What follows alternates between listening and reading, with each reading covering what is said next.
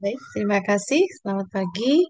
Kita lanjutkan untuk sesi ketiga di industri. Bagaimana untuk manajemen dasar startup industri kecil? Karena tujuan dari output dari perkuliahan ini adalah kalian harus memiliki suatu project dari atau ide ya untuk membuat satu startup kecil di bidang bioindustri ya dengan memanfaatkan bahan biomasa yang ada di sekitar kita. Walaupun ini masih pertemuan ketiga, tapi setidaknya kalian sudah memiliki ide-ide atau gambaran. Karena kalian kan sudah semester 7 ya. Ada yang masih semester 6 mungkin. Tapi kalian sudah banyak mendapatkan beberapa mata kuliah seperti teknologi fermentasi, ya, bioteknologi pangan, kemudian rekayasa genetika, bioproses, bioteknologi bahan alam yang saya kira ini bisa memberikan satu ide-ide baru yang bisa membuat satu startup kita latihan ya. Dan ini adalah satu hasil proyeknya dari mata kuliah ini. Kalian harus punya luaran itu ya. Dan nanti di akhir kalian harus presentasikan itu dan kalian harus ini buat pada dalam satu tim ya, satu kelompok bisa 4 sampai 6 orang.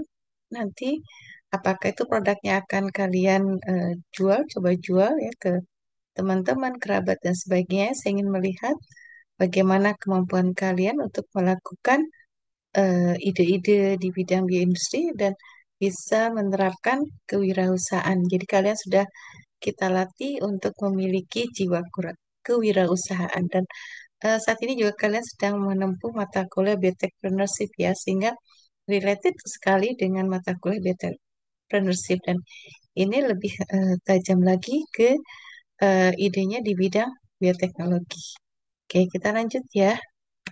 Jadi bagaimana kalau kita ingin buat satu startup industri kecil, ya kita harus memikirkan manajemennya. Jadi tujuan dari mata kuliah ini adalah kalian harus punya konsep bagaimana manajemen startup untuk di industri di bidang bioteknologi dan mampu menganalisis tujuan konsep dari pengembangan startup nanti akan kalian gulirkan bisa berproduksi dan ada keberlanjutannya ya.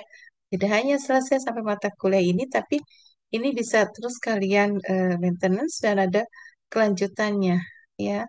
Dan bisa menjadi suatu peluang bisnis ketika kalian sudah selesai lulus sebagai mahasiswa ya.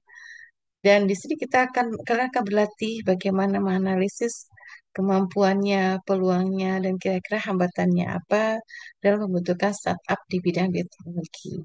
Sederhana saja ya, bahan-bahan biomasa yang ada di sekitar kita, kita buat, kita manfaatkan gitu ya. Dan tentu saja nanti memerlukan modal yang ya sedikit ya, sedikit modal gitu. Kita coba kembangkan dan coba kita lihat analisis keberhasilannya nanti. Oke, ya. Jadi ini adalah merupakan satu mata kuliah yang tidak hanya sekedar kita mendapatkan teori-teori perkembangan bioindustri dan pemanfaatan dari hasil bioindustri, tapi kalian juga harus mencoba ya, mencoba membuat satu startup kecil sehingga ini menjadi melatih kalian untuk berinovasi, berkreativitas ya, dan mencoba untuk belajar memanage suatu perusahaan kecil dengan bersama teman-teman gitu ya. Dan semoga ada keberlanjutan ya, ada keberlanjutannya.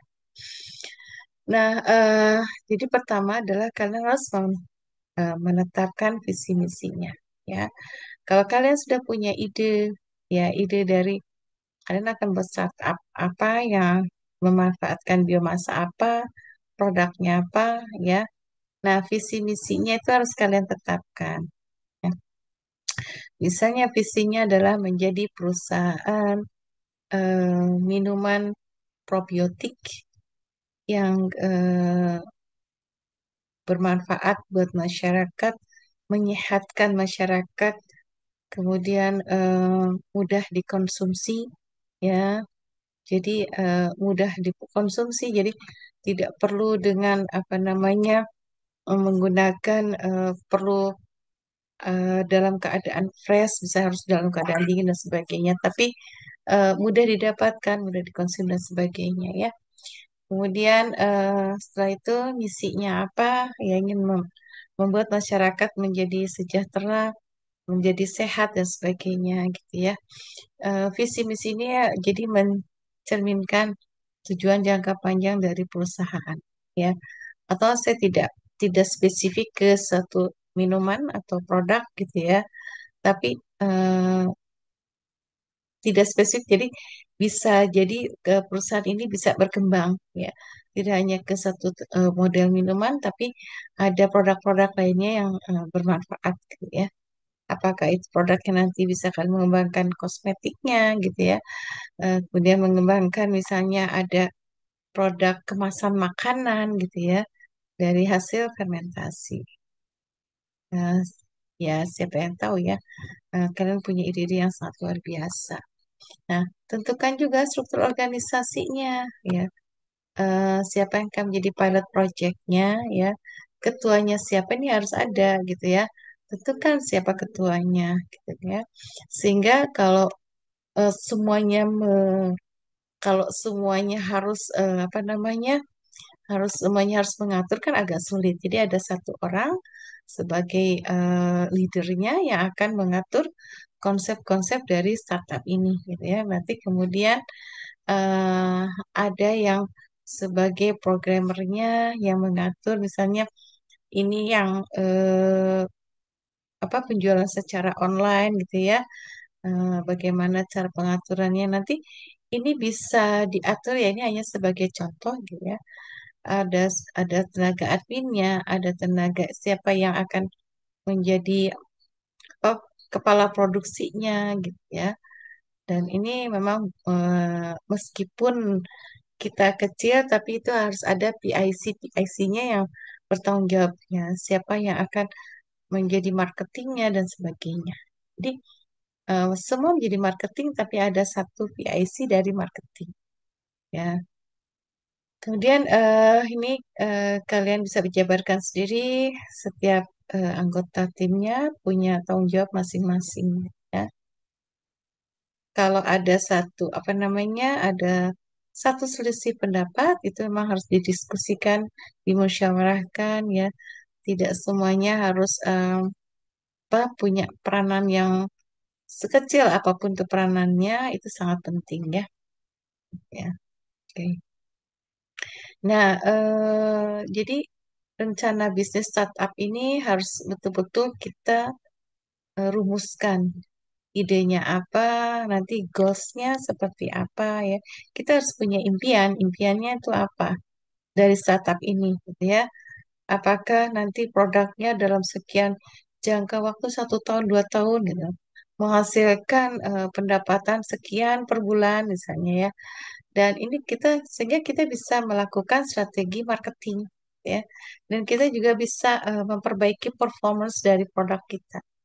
Dan pikirkan juga kompetisinya ya, kompetitif dari perusahaan-perusahaan lain gitu ya, dari produk-produk lain. Dan ini merupakan satu bisnis plan yang sangat penting ya. Ya. Dan kita juga harus memikirkan bagaimana inovasi-inovasi sehingga tim ini menjadi lebih kuat ya dalam memikirkan hal ini semua. Jadi kita harus fokus pada model bisnis, target pasaran, dan strategi pertumbuhannya. Kemudian dan hal yang penting adalah manajemen tim. Jadi setiap manajemen itu, setiap anggota manajemen dari tim startup kita ini harus tahu ya apa tugasnya dan masing-masing pasti punya keahlian atau bakatnya masing-masing. Ada yang bakatnya bisa melakukan presentasi dengan baik, maka bisa kita tunjuk sebagai marketingnya gitu ya. Ada yang eh, dia sangat teliti dalam perhitungan, kita bisa tunjuk dia sebagai tim keuangan ya. Dan ini kita harus terus secara kontinuitas untuk banyak berdiskusi ya, untuk memikirkan hal ini sehingga perumusan-perumusan ini bisa lebih matang lagi ya. Jadi kita harus bisa memproyeksikan ya bagaimana keuangan yang kita butuhkan gitu ya dalam produksi startup ini ya, dan bagaimana dari sumber pendanaannya dan nanti alokasi dananya seperti apa, tempat produksinya di mana ya secara skala kecil aja. Bisa di rumah salah satu teman kita di tempat kos dan di mana saja boleh sekali-sekali menggunakan laboratorium misalnya untuk uji coba dan nanti ya saya bantu untuk perizinannya ya untuk mencoba beberapa produk di laboratorium, pembuatan produk di laboratorium dan ya ini dari segi keuangan ini memang perlu pengorbanan dari beberapa anggota tim di awal sebagai awal dari proyek ya. Semoga nanti ke depan 1-2 bulan kalian harus memikirkan ya, harus memikirkan adanya pendapatan-pendapatan dari hasil produk kita gitu ya. Dan ini harus bisa diprediksikan dengan baik ya. Dan kalian harus tahu marketnya yang siapa nih market kita, skala usia, kemudian skala sosial gitu ya. Apakah yang akan menjadi konsumen kita ini adalah ibu rumah tangga ataukah konsumen kita adalah para mahasiswa gitu ya yang mudah kita jangkau ya. Dan kalau ingin menjangkau lebih luas lagi maka kita harus punya strategi marketing yang berbeda ya dengan misalnya menggunakan marketplace online ya. Dan ini kita juga harus bisa menganalisis bagaimana cara pemasarannya dan tentu saja banyak kompetitor di sekitar kita dan kita harus tahu ya bagaimana kondisi apa namanya kualitas produk dari kompetitor dan apa kelebihannya dari produk kita. Nah, jadi langkah-langkah ini harus kita buat dan jangan lupa dalam strategi pemasaran ini kita harus karena ada kompetitor kita harus menjadi lebih baik kan dari kompetitor kita ya. Kita harus pikirkan bagaimana pengemasannya, bagaimana cara pemasarannya, gitu kan.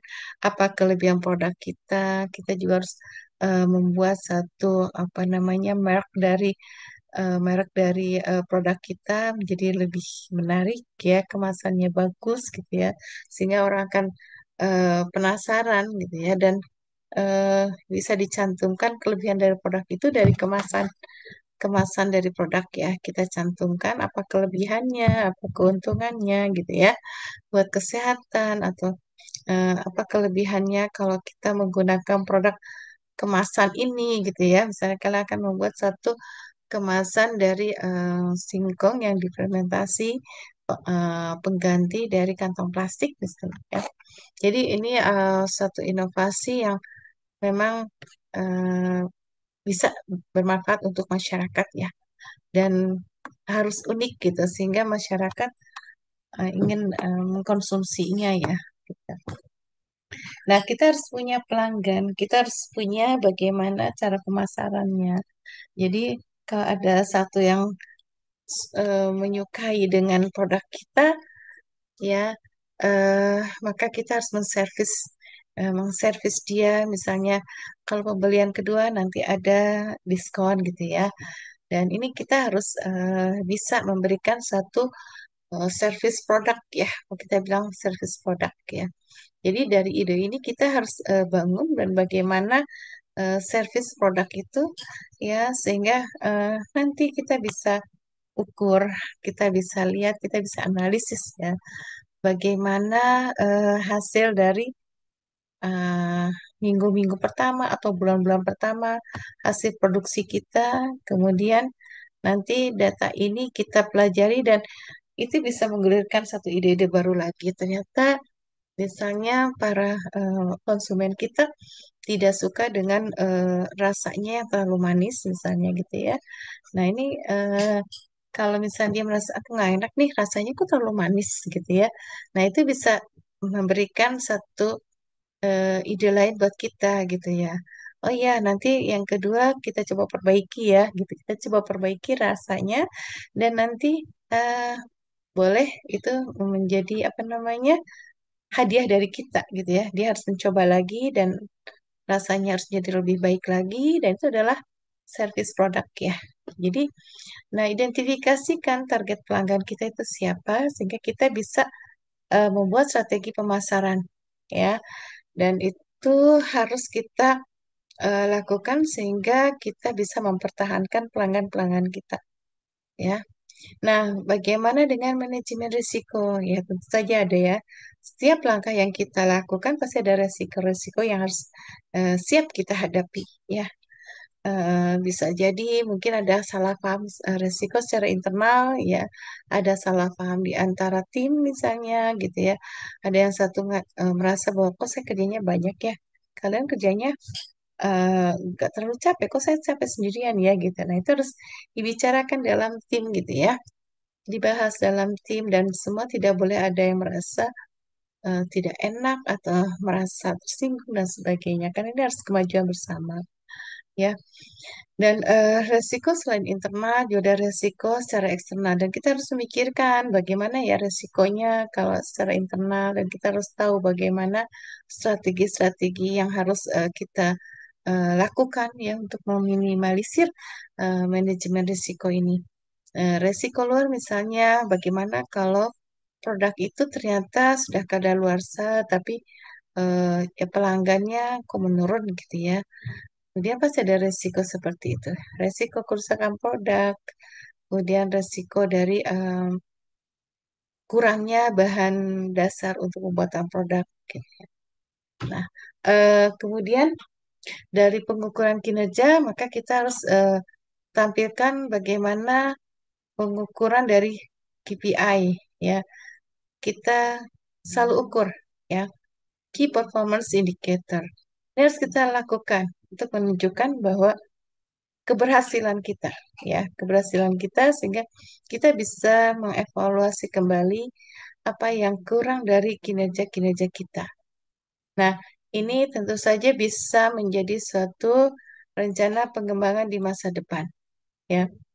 Pengembangan dan pertumbuhan, jadi kita bisa ambil langkahnya, langkah strategis untuk mengatasi beberapa resiko-resiko yang bisa yang kita hadapi nanti. Eh, kita sudah tahu bagaimana cara penyelesaiannya, dan kita bisa mengatasi tantangan-tantangan itu sehingga tujuan di jangka masa depan bisa kita hadapi ya. Hmm, Demikian yang eh, bisa saya sampaikan. Semoga nanti kita bisa berdiskusi secara offline. Terima kasih. Assalamualaikum warahmatullahi wabarakatuh.